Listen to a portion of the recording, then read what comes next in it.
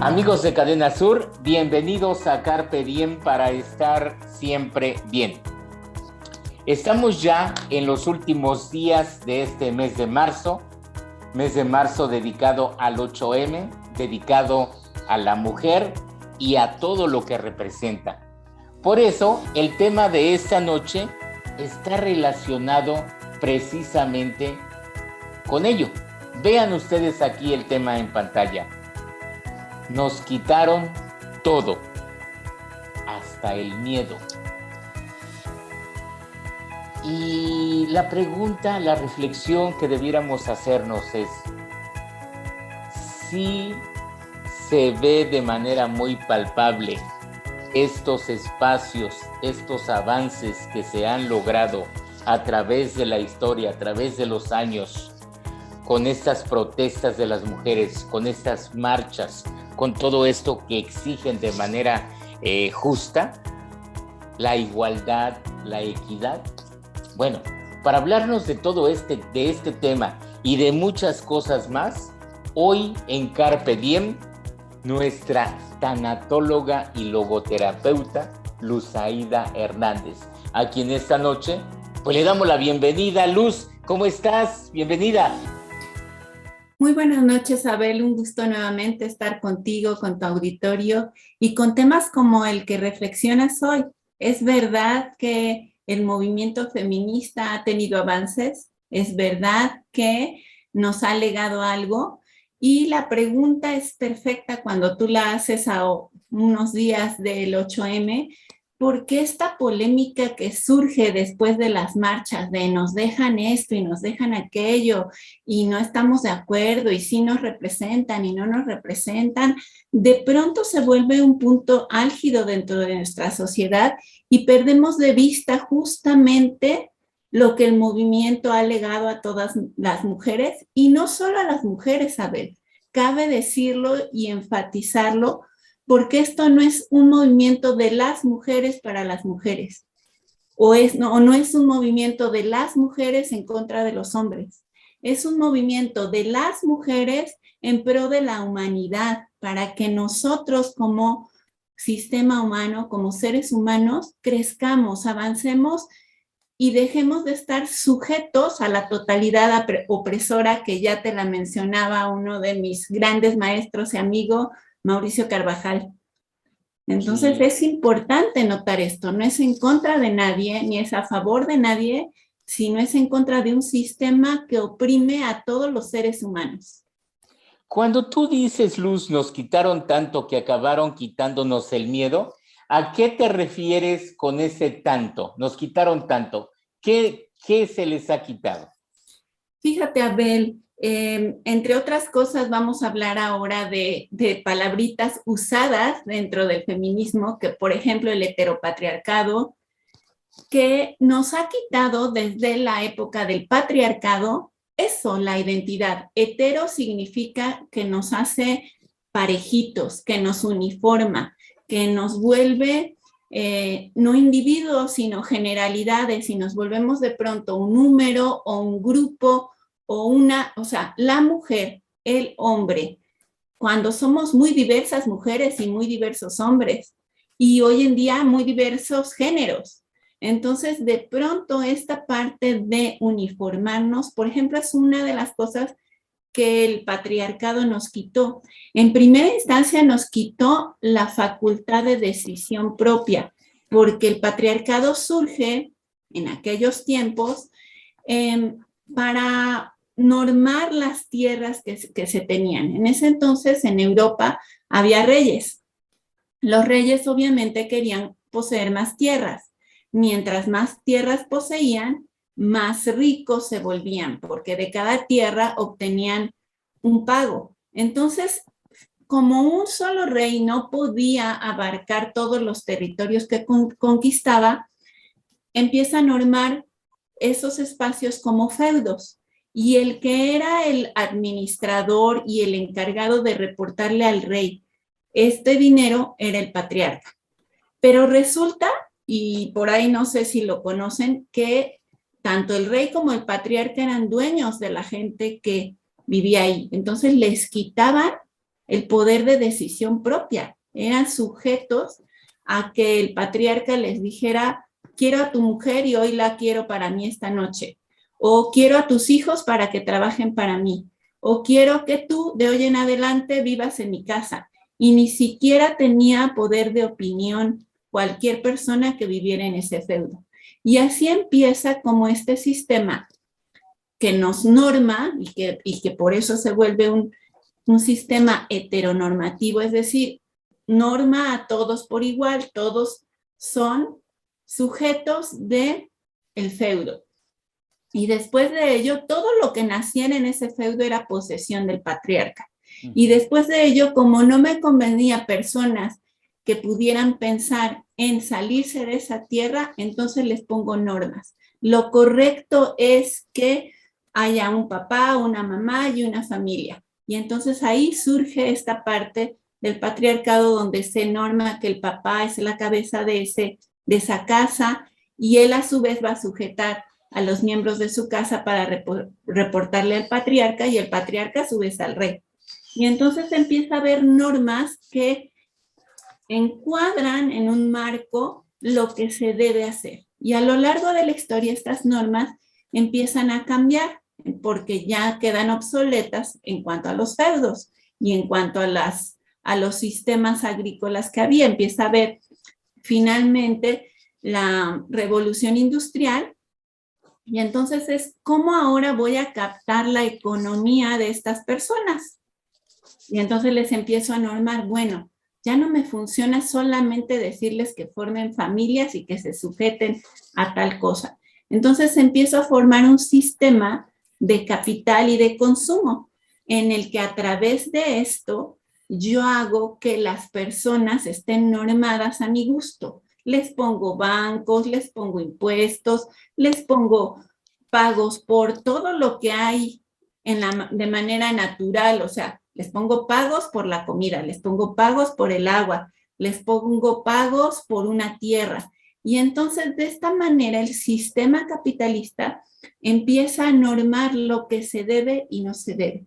Y te quita la facultad, primeramente, de ser autónomo y segundo, de que tú tengas una identidad propia. Te norma como una forma general. Y hoy en día vemos, por ejemplo, este sistema que dice, tienes que trabajar para obtener, para ser un líder. Esa, por ejemplo, es una norma. Tener que ser un líder, tener que tener bienes.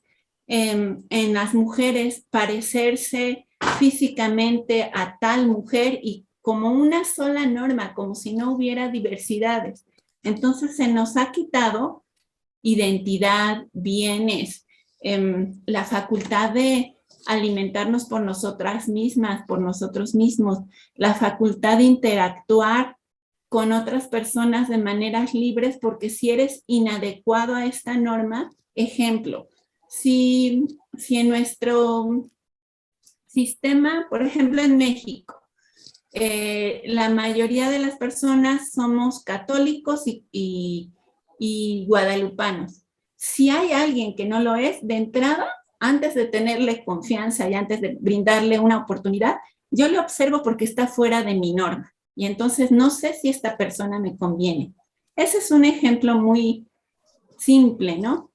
Pero muy real en México. Pero este sistema capitalista del cual hablas sigue vigente, Luz. Totalmente, totalmente. Se ha ido transformando. Del patriarcado original se ha vuelto un heteropatriarcado, un heteronormativo y después un sistema capitalista, pero de raíz sigue siendo lo mismo. Sí. Ahora, aquí me llama la atención cuando hablas del reconocimiento escalonado, porque hablas de dinero, de fama, pero también del amor romántico. Así es, Abel. Sí, es que este sistema, como ya no nos funcionaba solo esta parte, primero funcionaba la parte de prometer una tierra que nunca llegaba. O sea, en realidad la tierra seguía siendo del terrateniente, pero se les prometía tierra y comida. Después eso ya no funcionó, la gente dijo, híjole, no me dan nada, pues sí voy a empezar a obtener por mis propios medios mi sustento, ¿no? Entonces ya no fue tan fácil. Y entonces se impuso ciertas religiones y sobre todo si tú te acuerdas de las cruzadas o del pues de cuántas veces ha habido pleitos por religiones, se imponen religiones también para tener sujeta a la gente en ciertos dogmas. O sea, yo quiero que tú pertenezcas a esta religión, no, yo quiero que pertenezcas a esta. Hoy en día vemos que Rusia está en pleito con Ucrania por tierras y sobre todo no por tierras, sino porque en esas tierras hay bienes que le convienen a Rusia, ¿no? Y entonces ahí es fácil verlo en el dinero. De pronto en la fama, hoy en día las redes sociales nos ponen muy atractivo esta parte de ser famosos y entonces estamos tan relacionados con nuestro ego que por ahí también podemos perder identidad y volvernos como el sistema dice que se es famoso. Y entonces yo me vuelvo un influencer haciendo las mismas cosas que hacen todos los demás, sin ni siquiera pensar. Pero justo que dices, el amor romantizado, es bien importante porque es de las cosas más sutiles. Uh-huh. El amor romantizado, cualquiera diría, pues eso es bonito, ¿por qué le ves algo como feíto o por qué está mal, no?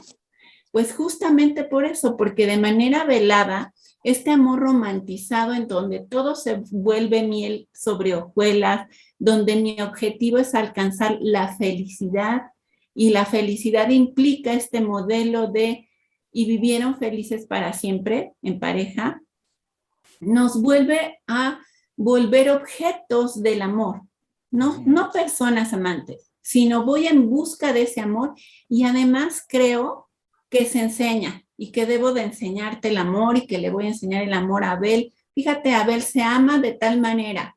Si tú eres una persona buena y encuentras una chica y le das obsequios y eres atento y eres cordial, eso es el amor, como nos lo presentan las películas, ¿no? Y entonces están juntos todo el día y se dan besitos, cuando eso no es la vida real.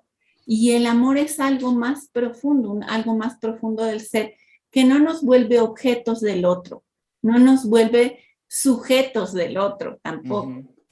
El amor es esta parte donde yo, de manera natural, y recientemente lo he venido reflexionando, preguntaba yo, ¿qué hace un bebé para que le ames? Nada. ¿Qué hace un perrito para que le ames? Nada.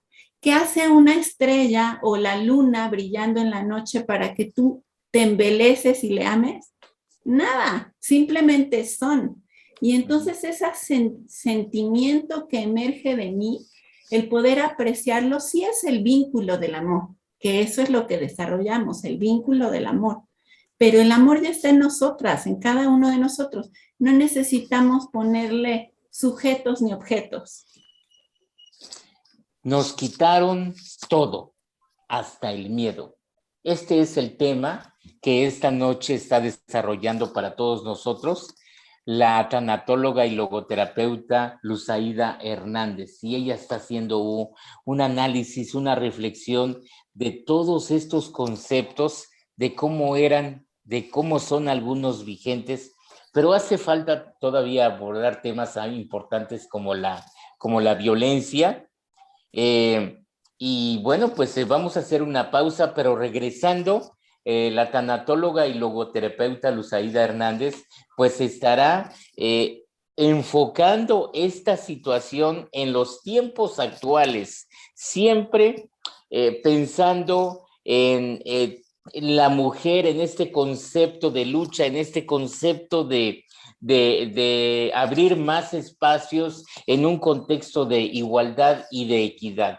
Regresamos en breve aquí en Carpe Diem para estar siempre bien.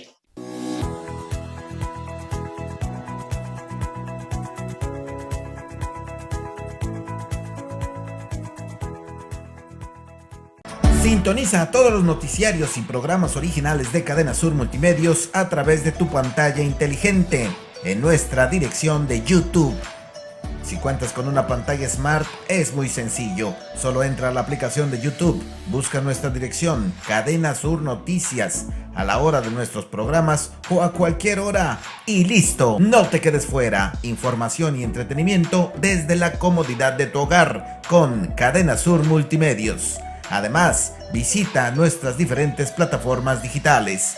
Cadena Sur Multimedios. Cadena Sur Multimedios es el medio ideal para tu publicidad. Nuestras plataformas digitales llegan a más de 90,000 seguidores todos los días, con lo que te damos audiencia garantizada. Déjanos ayudarte. Llámanos o haz contacto con nosotros a través de nuestras diferentes redes sociales y de seguro tus ventas mejoran.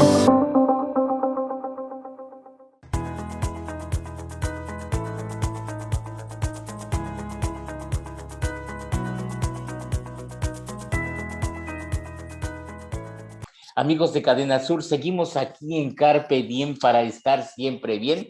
Y en esta noche, Luzaida Hernández nos está hablando de este tema que tienen ustedes aquí en pantalla. Nos quitaron todo, hasta el miedo. Y cuando hablamos de que nos quitaron todo, hasta el miedo, ¿qué hay detrás de todo esto? Pues evidentemente hay división y hay violencia, querida Luz. Así es, justamente una de las cosas que nos quitaron es la unidad, el compañerismo, la comunidad, y con ello se creó división, violencia, y hoy en día violencias digitales. Esta parte, y me gusta mucho decirlo porque parece que esta forma de individualizarnos es muy proactiva, porque entonces nos volvemos en beneficio de nuestra propia identidad, de nuestra propia autoestima, y hay una línea tan delgadita y tan difusa, porque si bien yo como terapeuta promuevo la autoestima, promuevo que seas un ser individual y puedas observarte a ti primero, eso no quiere decir que estoy promoviendo que te separes y te dividas de los demás. Y eso es algo que ha hecho el sistema, polarizarnos, ponernos en tantos extremos de feministas y no feministas, malos y buenos, ricos y pobres, y nos hace como estos extremos tan exacerbados que nos crean divisiones, y esa división de la que somos sujetos constantemente nos hace diferenciarnos, pero de maneras no proactivas, no amorosas, no cercanas, y vemos al otro que no se parece a mí, o sea, que no está heteronormado igual que yo, como algo que tengo que sacar. Y entonces lo divido desde luego de mi espacio, lo separo. Y no solo lo separo, lo juzgo y lo violento, porque no se parece a lo que debe de ser. Y entonces, como yo tengo mi idea heteronormativa de lo que debe de ser, pues todo lo que no es, está mal. Y de ahí surge de pronto, y pongo esa imagen donde se ven manos como que golpean, pero que salen de bocas, que con nuestra boca estamos violentando mucho más activamente todos los días a quien no es como yo. Ay, no, pues es que si no tienes una casa, eres, y entonces le etiqueto. Ay, es que si no tienes una familia de papá, hombre, mamá, mujer y 2 hijitos, tú eres, y entonces le ponemos otra etiqueta.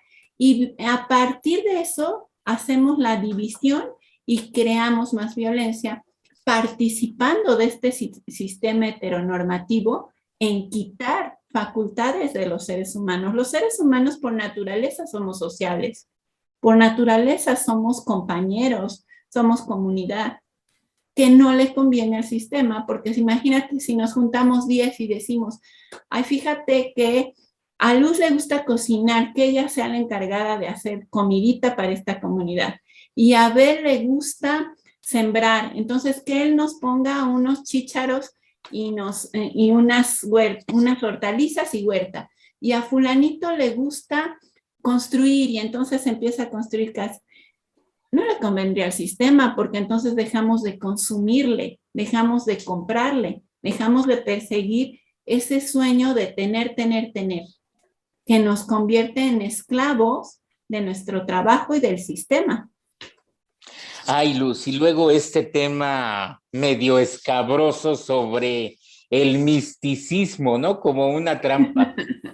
Sí, fíjate, hoy en día esta es una trampa muy común que nos separa y que nos divide y que nos mantiene también en esta parte de no tener, de me han quitado. Y de pronto creemos que el ser muy místico y muy espiritual es estar constantemente en una iglesia o estar constantemente rezando o, fíjate, hoy muy de moda hacer yoga y meditar. Y entonces, como soy bien elevado, yo ya no comparto contigo que eres tan mundano y tan relajientito. No, eso yo ya lo trascendí. O juzgo a quienes manifiestan el enojo o la tristeza o la alegría, cualquier manifestación emocional, le juzgo porque como yo ya soy bien elevado y bien angelical, y yo le digo a las personas, esa es una trampa mística de la espiritualidad, porque me creo tan espiritual que entonces me olvido de la esencia de lo que es ser espiritual, ser amoroso, ser compartido, comunicarme con las otras personas. Pero nuevamente lo usamos para dividir y para quitarnos un estatus de amor y convertirnos nuevamente en jueces de las otras y de los otros.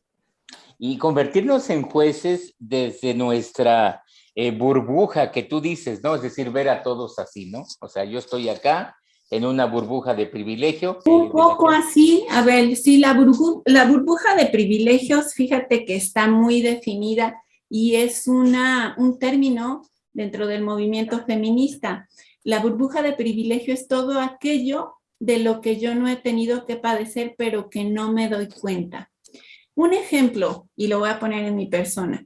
Yo soy una mujer blanca en mi país, porque debo decir que de acuerdo al estándar para Europa y para Estados Unidos, yo, por ser latina, no entro dentro de esa clasificación, pero en mi país tengo ese privilegio. Soy una mujer blanca, heterosexual, casada hasta hoy en día, con hijitos y perros, con estudios. Todas esas cosas que te estoy mencionando, Abel, son privilegios que yo he tenido.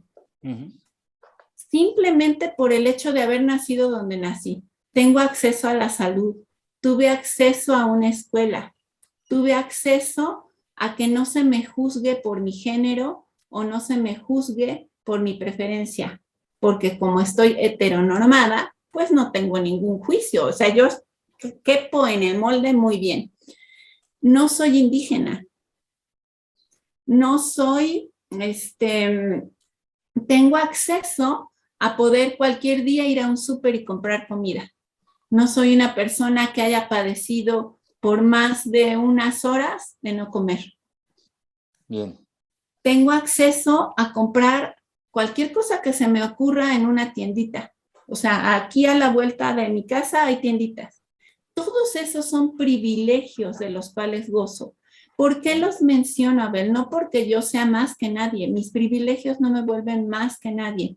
Circunstancialmente yo nací en esos privilegios del sistema. Ni siquiera tuve que escogerla, ni siquiera tuve que hacer ningún esfuerzo.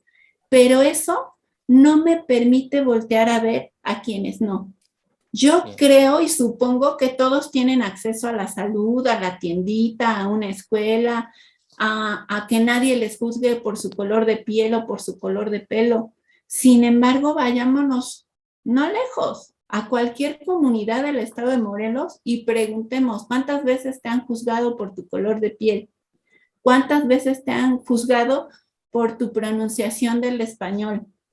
¿Cuántas veces te han juzgado porque tú elegiste no casarte? ¿Cuántas veces te han juzgado porque tu preferencia sexual es otra?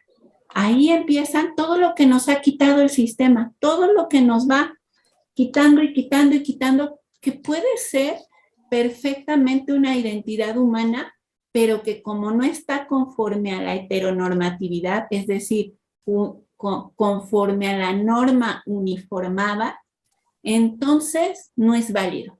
Uh-huh. Y ahí empieza nuevamente esta burbuja donde quienes sí tenemos acceso a todo esto, ni siquiera podemos mirar a quienes no los tienen. No lo sabemos, no existe. Un ejemplo muy rápido. Alguna vez invité a unas amigas de la escuela privada en la que iba mi hija a las brasileiras. No sé si has oído de ellas. Son unas comunidades que están alrededor del lago de Temisco, en donde la gente siembra y cosecha y les pagan por huacal cierta cantidad de lo que cosecharon. Son gente que viene de Guerrero y de Puebla en condiciones de verdad precarias. A veces se vienen con su ropa puesta a trabajar durante la época de la siembra y la cosecha. Y se traen a sus hijos y a sus familias con lo puesto. Bien. Y me llevo a esta amiga para que conozca este lugar y me dice, no puedo creer que esto existe en Morelos. Yo creí que esta pobreza era en África. No me digas que existe aquí. Y entonces ahí te das cuenta que tu privilegio te ciega, te quita la capacidad de mirar que aquí a la vuelta de la esquina hay gente que tiene hambre. De sensibilizarte, Luz. Y cerramos el programa con estos conceptos de la humanidad sintiente, como nos dices acá. Fíjate, Abel, estos son como las conquistas que podemos ver que ha hecho el feminismo. Quizás no las vemos tan tangibles porque se han reducido a decir que se ha conquistado el voto femenino o que se está luchando por la equidad de género y por la equidad de sueldos y puestos, o eso es lo más visible. Pero algo que ha hecho este feminismo es devolvernos una humanidad sintiente, como voltear a ver el que yo puedo sentir por el otro. Estas serían, entre otras, las conquistas del feminismo, que quiere decir que también son de los seres humanos, porque vuelvo a insistir, feminismo no es las mujeres, feminismo es el rescate de todo lo femenino que habita en Abel, que habita en Juan, que habita en Pedro, que habita en Horacio, que habita en Jesús, que habita en todos los hombres también. Femenino es también hombre. Los hombres tienen femenino y masculino. Sí. Las mujeres tenemos femenino y masculino. Cuando nos demos cuenta de esto, que a través de las luchas sociales se ha venido cada vez más visibilizando, porque no se lucha, o sea, las mujeres no luchan porque maten a los violadores. Las mujeres luchan porque ya no haya violadores que ataquen a las mujeres en las calles, que se haga justicia, que los hombres se sensibilicen, que los seres humanos volvamos a ser sintientes. Y hoy en día hay términos como esto de mujeres y hombres medicina, no sé si lo has escuchado. Mucho, no sé si en otros lugares, pero cuando menos yo lo he escuchado en las redes, en Oaxaca, en Morelos, en la Ciudad de México, las mujeres y hombres medicinas, que no son otra cosa que hombres y mujeres que están preocupados de que nuestro sistema se vuelva otra vez comunitario. Que yo pueda hacer medicina para la persona que está junto a mí, que le sume a su vida, que le pueda contribuir y no quitar. Ya nos han quitado tanto. ¿Cómo le sumo a este ser humano que está junto a mí? Esa sería la primera. Algo que ha traído también el feminismo es un pensamiento crítico. Sin embargo, ahí hay un vericueto, porque parece que el repetir lo que dicen otras y otros, eso es pensamiento crítico. Yo doy mi opinión acerca de tal cosa y contundentemente, pero ¿te has preguntado si tu opinión es tu opinión o tu opinión es la que copiaste de alguien más? Pensamiento crítico es como esas grandes mujeres que se han puesto a pensar, ¿está bien que yo no sea sujeta de un voto? ¿O está bien que yo sea sujeta de que me dicten cómo me visto? ¿O está bien que yo reciba piropos, y lo pongo entrecomillados en la calle, y se han puesto a pensar, ¿esto me gusta, no me gusta? ¿Me hace sentir bien o no me hace sentir bien? ¿Esto es conforme a la paz de mi alma o me causa conflicto? Y entonces ahí sí se genera un pensamiento crítico y por eso ha habido un movimiento. Finalmente hay movimiento porque se piensa, se crea en el pensamiento ideas nuevas, propuestas nuevas. Ahí está. Y luego viene comunidad. Comunidad, exactamente.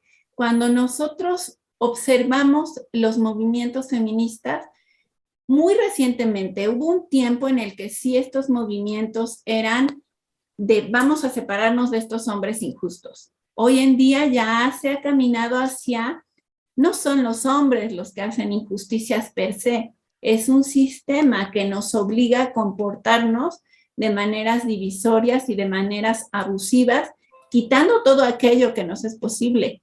Entonces, cuando nosotros caminamos un pasito más hoy en día, 2022, las feministas promueven esto muchísimo, la comunidad. Cómo voltear a ver a los y las otras y caminar en conjuntos para crear, para sobrevivir a un sistema que nos sigue oprimiendo. Sobrevivir a la totalidad opresora. Muy bien, cerramos con esto de la espiritualidad. ¿Cómo lo estás concibiendo tú, Luz? Fíjate, Abel, me gusta mucho hablar de espiritualidad. Muy recientemente creo que este es un tema olvidado, al igual que el amor. Parece que solo espiritualidad y amor se habla en flores, con florecitas y como esta parte romántica, o como algo muy elevado, como lo decía hace rato, esta trampa de la mística espiritual. Pero en realidad la real espiritualidad que nos ha quitado el sistema es esa identidad propia de un ser interno. Hemos pasado por muchos siglos en los que creemos que somos solamente una mente y un cuerpo, o un cuerpo con una mente, y no definimos muy bien quién dirige a quién, el cuerpo a la mente o la mente al cuerpo. Y siempre ha habido durante siglos estos pleitos.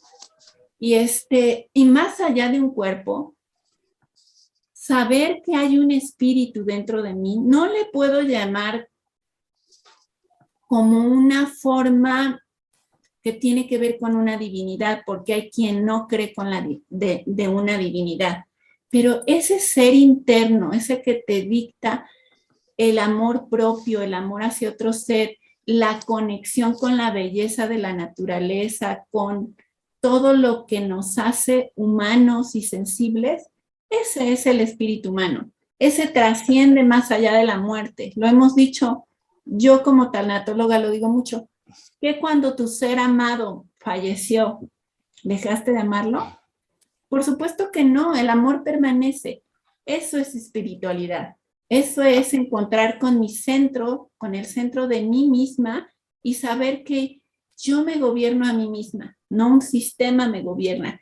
Y si hoy decido que no quiero consumir más de X producto porque yo ya me di cuenta que puedo proveerme otro tal producto yo misma, eso es parte de mi conciencia espiritual. No tendría que ver con estas influencias que bombardean a la mente y que a veces ni siquiera filtramos. El espíritu humano es lo que me conecta con otro ser humano, con la sensibilidad de poder saber que ambos sentimos, que ambos tenemos sentimientos, amores, pérdidas, emociones. Y eso no me lo vende en ningún sistema capitalista, eso es propio, eso es mío. Ahí está. Pues amigos de Cadena Sur, dejamos aquí la tarjeta de contacto de Luzaida Hernández. Luzaida es tanatóloga, es logoterapeuta y es terapeuta oncológica. Luz, brevemente, ¿cuál sería la definición o la descripción de lo que es un tanatólogo, una tanatóloga como eres tú, una logoterapeuta y una terapeuta oncológica? ¿Cuál es la diferencia entre los tres? Ok, he puesto estas definiciones de pronto porque hoy en día como que no sabemos qué es uno y qué es otro. Logoterapeuta es quien tiene como base, como columna vertebral, las enseñanzas de Viktor Frankl y que tiene como un propósito que la persona encuentre su sentido de vida, que se conecte con ese sentido de vida, incluyendo en su vida el sufrimiento, la culpa y la muerte, que no se pueden evitar. Entonces, eso sería como básicamente la columna vertebral de la logoterapia. Se hace terapia no como yéndonos a la parte de cuando eres niño, que es como la psicología tradicional lo hace, y buscando en los padres como esta parte de la responsabilidad de lo que yo hago, sino más bien como en esto del sentido de tu propia vida y que te hace sentido a ti. Tanatóloga es un término que se acuñó a través de la doctora Elizabeth Kubler-Ross, que se puso a investigar acerca de los procesos de pérdida, en específico ella de la muerte, aunque después se amplió para todo proceso de pérdida, pérdida de familia, de pareja, de trabajo, de un miembro de mi cuerpo, de la salud, etc. Y entonces la tanatología se encarga de todo ello. ¿Cómo trabajo con mis pérdidas para poder salir de para poder avanzar y completar mis ciclos de los momentos de duelo por cualquier pérdida que yo haya tenido? Y terapeuta ontológica es un término que abarca como todos estos aspectos englobados del ser, de la conciencia, de la espiritualidad, de lo material, o sea, todos los campos de lo que nos compone: mente, cuerpo, espíritu y totalidad. Entonces, ontológico es como eso que abarca todo ello integralmente. Ahí está. Pues Luz, han pasado muchos años y se puede ver que se van abriendo nuevos espacios de manera gradual, yo diría que a veces demasiado lento, pero ¿qué percibes tú en el futuro? ¿Cuántas generaciones, cuántos años más deben de pasar para aspirar a tener un mundo equilibrado, una sociedad igualitaria, equitativa, como ustedes lo están planteando? Oye, a ver, pues estamos en el camino. Esto que yo planteo hoy de una humanidad sintiente es como la parte, mi visión, de una de las grandes conquistas del movimiento feminista. Como bien dices, han pasado muchos años y ha ido muy lento. Las conquistas que se ha logrado de manera tangible en el feminismo podríamos enumerarlas en cientos de programas que tendríamos que hacer en marzo. Ya lo han hecho algunas otras compañeras recuentos. A mí me gustó enfocarme en esta como una esperanza, como esta esperanza de reconocer que podemos desestructurar este sistema y las complicidades que nos mantienen en un sistema patriarcal, como ese sueño, y quizás sean 3 generaciones más, 4, quizás tú y yo ya no nos toque verlas, pero en el paso en el que vamos avanzando, estamos conquistando a través de romper, justamente es por eso puse ese título, hasta nos han quitado el miedo, porque si nosotros traspasamos el miedo que nos da acercarme al otro, acercarme a mi espiritualidad, acercarme a tener un pensamiento crítico, acercarme a sentir como ser humano, vamos en pro de la construcción de un mundo mejor. Y ahí es mi apuesta. Cuando puedo traspasar el miedo para sentir, estoy desestructurando este sistema que me ha apartado de sentir y de sentir a la otra y al otro. Entonces, quizás no nos toque verlos, amigo, pero ahí está puesta la esperanza. Luz, Carpe Diem se acerca a su tercer año de transmisiones. Se inició en marzo del 2019 y desde entonces nuestra misión ha sido llevar información que sea pues viable, que sea útil para que la sociedad la pueda concebir y pueda aspirar a vivir de una vida más plena, más equilibrada. Y en este sentido, en esta misión, todo el equipo de Cadena Sur te admira, te aplaude, te agradece y te quiere por ser parte de este equipo, por ser parte de esta familia, porque evidentemente tú has sido un pilar en este proyecto y nos congratulamos porque tú estés aquí como miembro de esta familia Carpe Diem. ¿Cómo te gustaría despedirte en esta noche, querida Luz? Pues también reconociendo nuestra amorosa familia y comunidad que tenemos a través de Carpe Diem, sumando a esta proyecto de una humanidad sintiente, amorosa, sumando a esa despertar de las conciencias. Desde luego, Carpe Diem es fundamental, y agradeciendo a todo el equipo, porque sé que aunque ustedes, auditorio, no los vean, cada una de las personas que participa en este programa son parte de esta comunidad que desea sumar para que todos podamos vivir una vida en calma, en paz, más equilibrada. Entonces, muy agradecida nuevamente. Un abrazo, Luz. Un abrazo a ti también y siempre mi cariño para todos ustedes. Gracias. Carpe Diem, para estar siempre bien. Nos vemos en la próxima emisión.